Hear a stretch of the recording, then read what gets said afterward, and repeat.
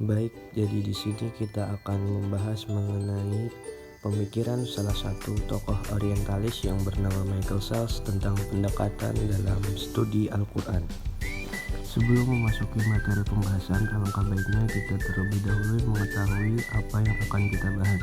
Yang pertama yaitu biografi beliau, yang kedua karya, dan yang ketiga pandangan terhadap Al-Quran, kemudian yang keempat pendekatan yang digunakan dalam mengkaji Al-Quran, dan yang terakhir terjemah dan komentar beliau terhadap surah Al-Fatihah. Oke, jadi siapa sih Michael Sells itu? Michael Sells memiliki nama lengkap Michael Anthony Sells. Ia lahir pada tanggal 8 Mei 1949.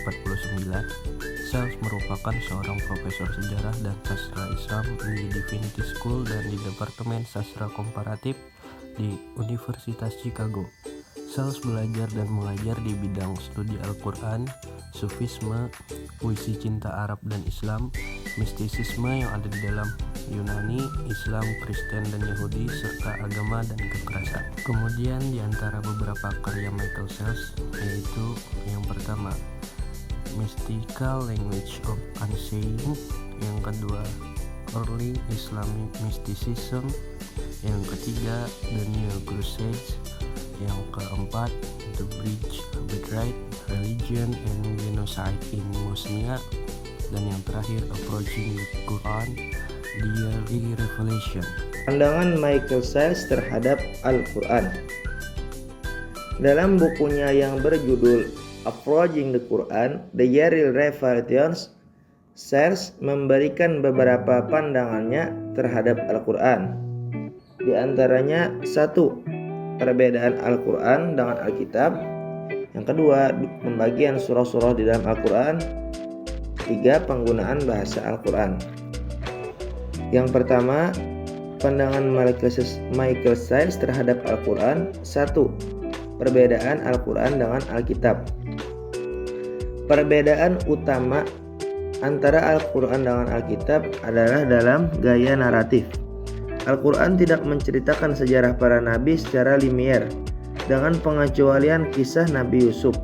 Al-Quran menyebarkan kisah-kisah para nabi di seluruh teks. Misalnya, aspek kisah Nabi Musa muncul dalam 4 bagian berbeda dalam Al-Quran, tetapi tidak pernah disatukan dalam satu surah. Cara bercerita Al-Quran ini yang tidak biasa bagi mereka yang terbiasa dengan tradisi Alkitab telah menimbulkan sejumlah interpretasi dan penilaian yang saling bertentangan. Yang kedua, pembagian surah-surah di dalam Al-Quran. Al-Quran terbagi menjadi 2 bagian berdasarkan waktu diturunkannya, yaitu Makkah dan Madinah. Namun Michael Sells membagi lagi periode Makkah tersebut menjadi 2 bagian, yaitu periode Makkah awal dan periode Makkah selanjutnya berdasarkan fokus pembahasan tiap surah atau ayat yang diturunkan. Surah dari periode Makkah awal fokus pada masalah eksistensial dan pribadi. Periode Makkah selanjutnya membawa diskusi yang lebih luas tentang sejarah suci dan para nabi yang dikenal dalam tradisi Alkitab. Selanjutnya,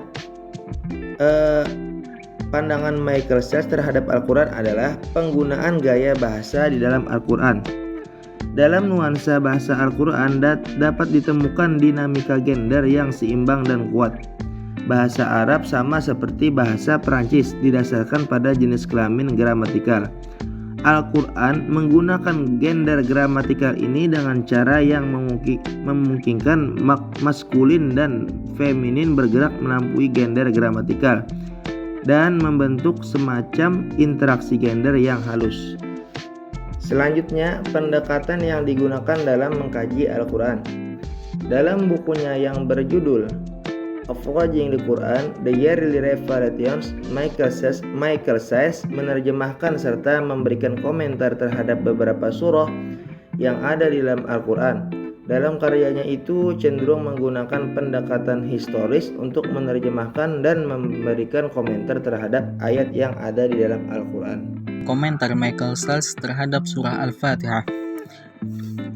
Michael Sells berpendapat bahwa penerjemahan itu tidak pernah lengkap dan selalu hanya pendekatan.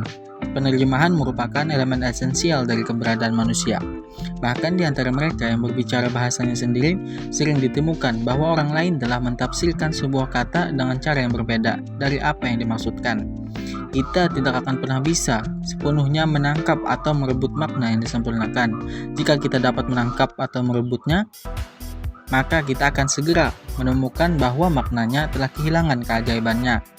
Tetapi upaya yang diperbaharui untuk sedekat mungkin merupakan hadiah tersendiri, baik karena alasan teologis maupun sastra. Al-Quran secara khusus menolak gagasan penerjemahan sebagai reproduksi lengkap dari makna atau bentuk aslinya. Michael Sess mengomentari Al-Fatihah yang memiliki arti pembuka adalah sebuah doa. Al-Fatihah disebut sebagai padanan Islami dari doa Bapa kami dalam agama Kristen.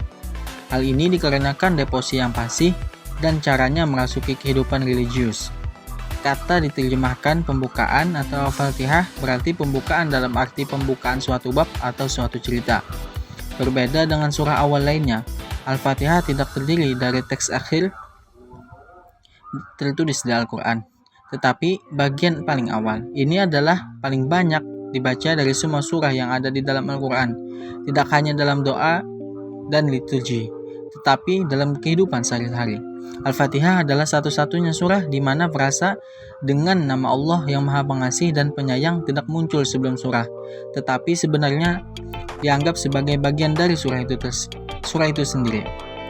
Seperti halnya, ungkapan itu dirangkai dalam pola kegiatan sederhana sebagai bentuk pengingat, sehingga ucapan Alhamdulillah telah menjadi bagian dari ucapan sehari-hari, digunakan setelah kabar baik atau pujian apapun, dan sebagai tanggapan atas sapaan atau apa kabar.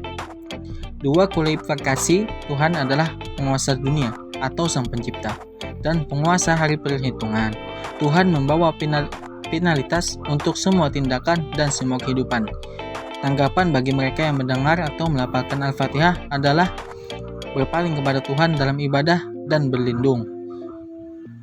Sirat atau memiliki jalan yang lurus sering diterjemahkan sebagai jalan yang lurus.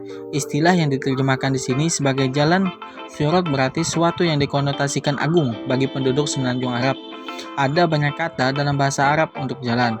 Orang Arab pada zaman Nabi Muhammad melakukan perjalanan melalui pasir di jalan yang nyaris tidak terlihat.